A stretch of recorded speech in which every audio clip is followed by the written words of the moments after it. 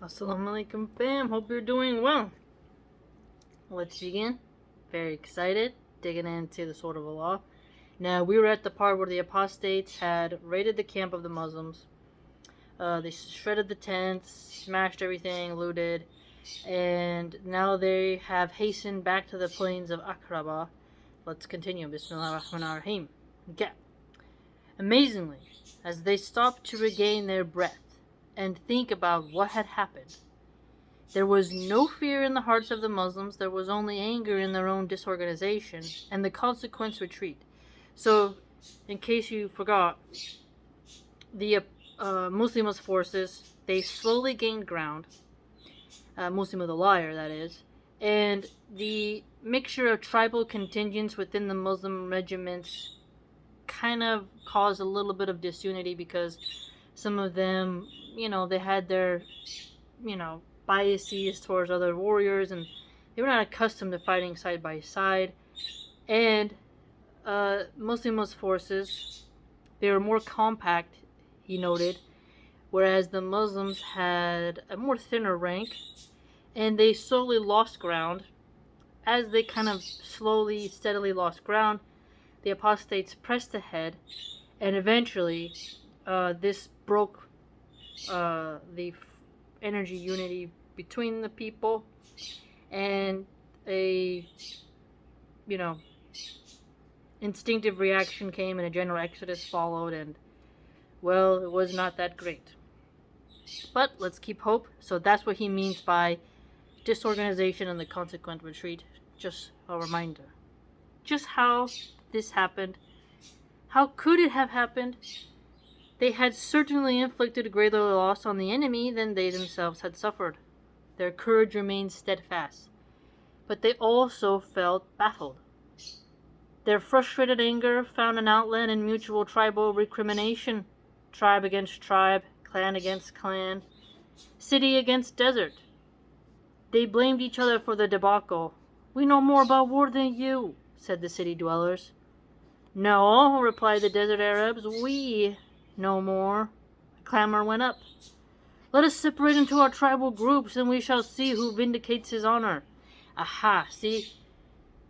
It's interesting, time and time again, with every book that talks about, that's written by people who understand military affairs, or have read about it, or examined the psychology, that when you have wedges between the ranks, ideologically, philosophically, literally through biology, you get these very strange breaking aparts that happen. And anyone who injects this type of stuff into a unified force will cause it to crumble, right? So here, again, as he mentioned, tribes went against each other, clans, and then rural versus city dwellers, which is class. So you have bloodlines, you have location, geography, and other factors coming in.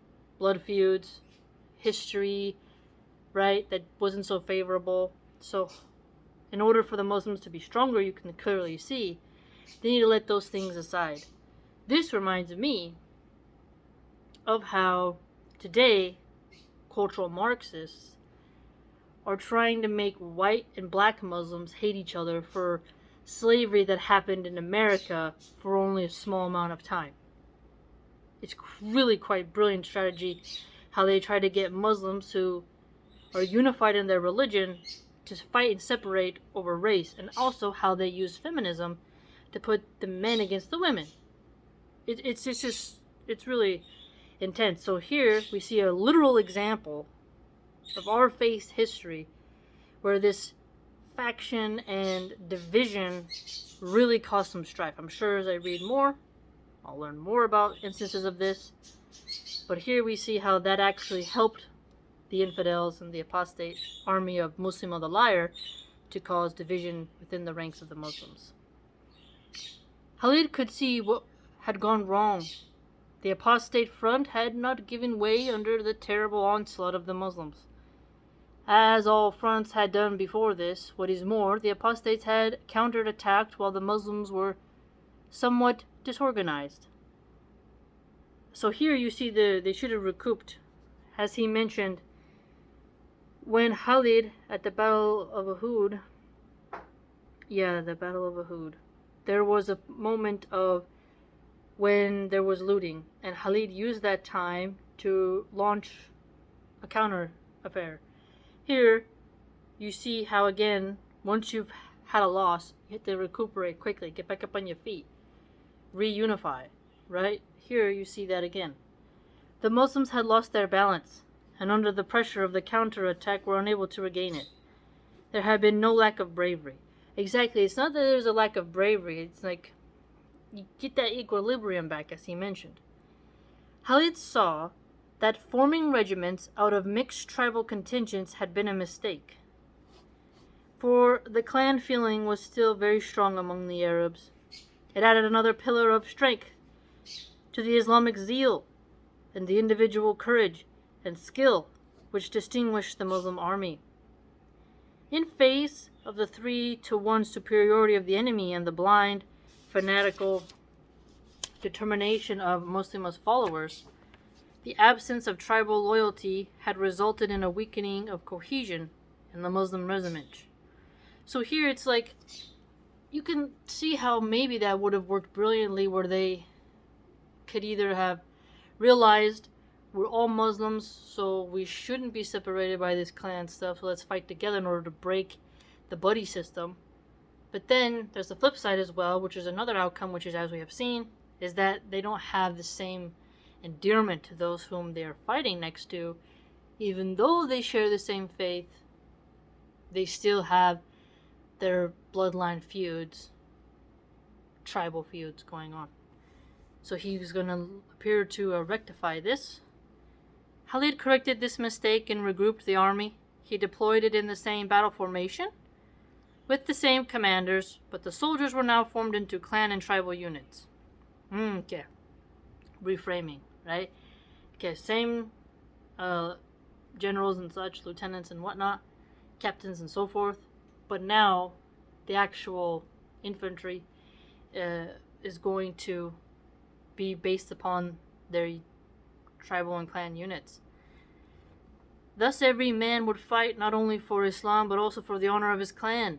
There would be healthy rivalry amongst the clans. So here, cleverness of using something that could be a vice in a moment of warfare, right? Because valor, courage, and bravery need to be fully manifested. And he utilized a competitive aspect to his advantage. Quite brilliant. So it could have gone either way, right? It could have gone really sticky to where they're like, no, I'm still a man, I'm not going to fight. Or they could actually break out against each other. Or one clan tries to go forward and sees another one isn't doing too good, which then causes them to not listen to the orders because they've gone forth on their own accord. So you can see how there's possible outcomes that can go for the best or worse. Once the reorganization was complete, Khalid and his senior commanders went about the regiment. They spoke to the men and strengthened their resolve to punish Muslima for the disgrace they had suffered. The men swore that if necessary they would fight with their teeth. I like that. So, gnashing with your teeth. If all else fails and you can only crawl, bite the ankle. Khalid also picked a handful of warriors and formed them into a personal bodyguard. Nice! Man, that would have been a cool group to be a part of if you're a guy, right? Like, yeah, we're part of the lictors. Like how Caesar had that. Gaius Julius Caesar. His lictors, who were his guards, obviously going to be people whom he trusts, right? The one who guards the king is highly valued. Only the best king's guardsmen can get in. Obviously, we know Khalid's not a king. However, he is a very important figure on the battlefield and for the Muslim army. It was his intention to set an example for his men by throwing himself into the thick of the fighting. Look at that. Look at that. That's something you gotta respect.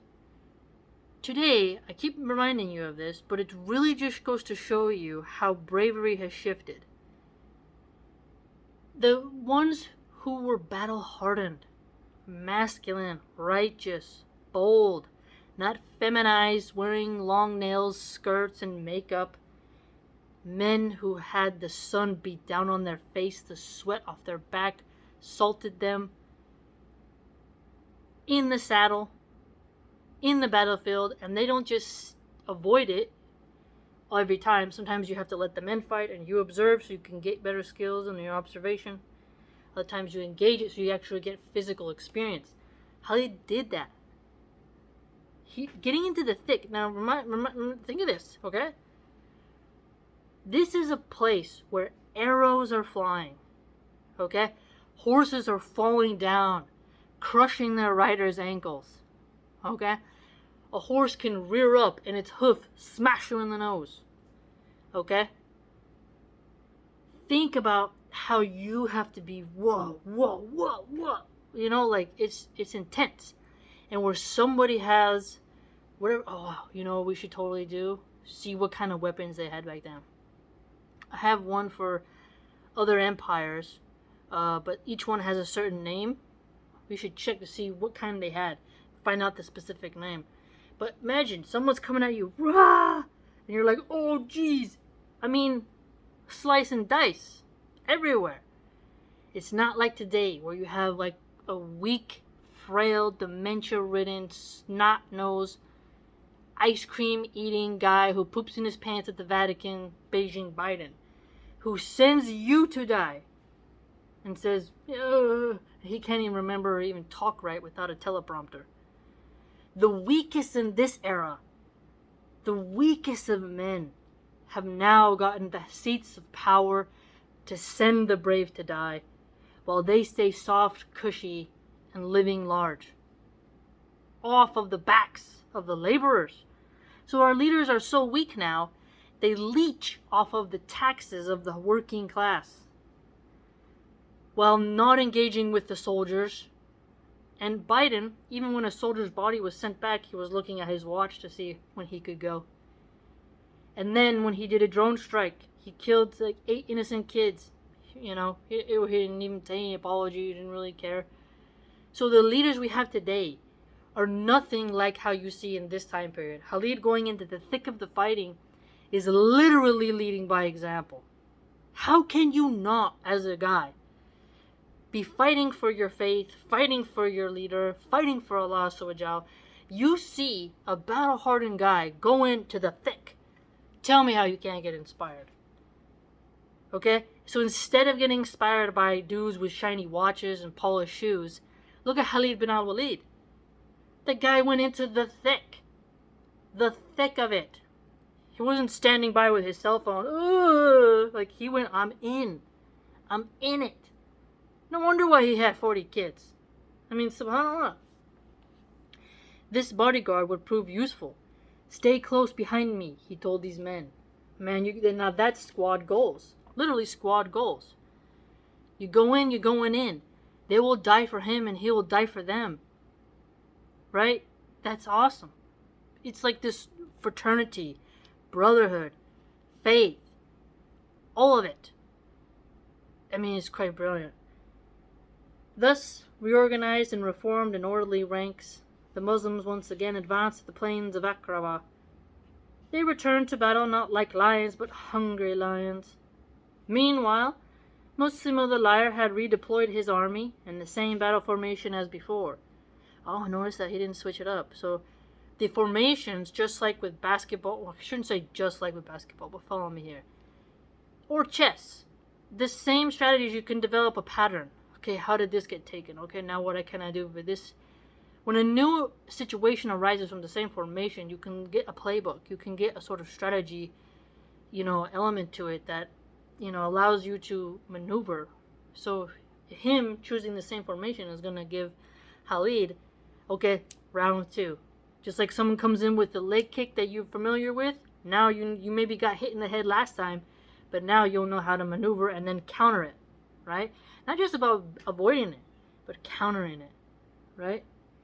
He awaited the second strike of the sword of Allah, confident that he would once again send the Muslims reeling from the battlefield.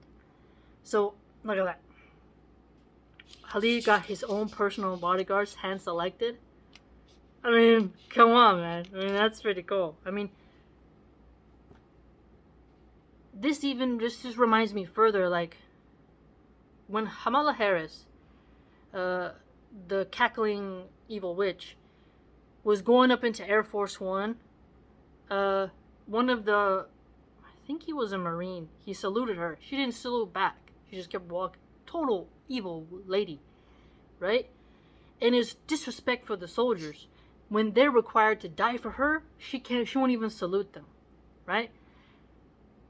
Then, when this ridiculous yet funny Capitol situation happened, where people had a riot and, made a mess in the hall and stuff like that, the next day had the National Guard sleeping on the floor while they themselves were eating nice food, air-conditioned leather offices. They constantly disrespect their soldiers, right? And you see, as an American, the disrespect for the military, disrespect for soldiers that are required to die for you. So you see how the leaders today are highly corrupt. They expect you to, go die for me. Take a bullet for me. I won't even salute you. I won't give you this good food. I won't shake your hand. Just go perish like you're supposed to, little missile. But here, what do you see from a Muslim leader in terms of military affairs? He is picking his men, which gives them a sense of honor. I get to be part of this crew, right? It's smart. And instead of saying, oh, so-and-so, go just pick some soldiers, right? Just go find me some. No. He picks them and they feel honored, and he goes into the thick. They ride along with him. He speaks to them with honor. They speak to him with honor. This is the capstone of unity and fraternity that is something we all should strive for within our affairs. So again, really amazing, right? So they lost some ground for a while. Their camp was destroyed, stuff was looted, but now they've had the rearrangements of clan with clan, tribe, all that stuff, and now they've reorganized and he wants to go at it again. And the senior commanders are with their regiments ready to go, and they are swearing that, we'll go with even off our teeth. So it's till the end. We're going in. Again, you see just such a fresh air, man. There's a different caliber of male energy. That's why feminists today, they're allowed to run roughshod over city boys, over, soy-filled, rabbit-eating, feminized, fatherless men. But imagine your blue-haired feminist telling Khalid what to do. Oh, I would pay to see that. Oh, I love this book. It presents history in a very unique way. Hope you learned something, and have a good day.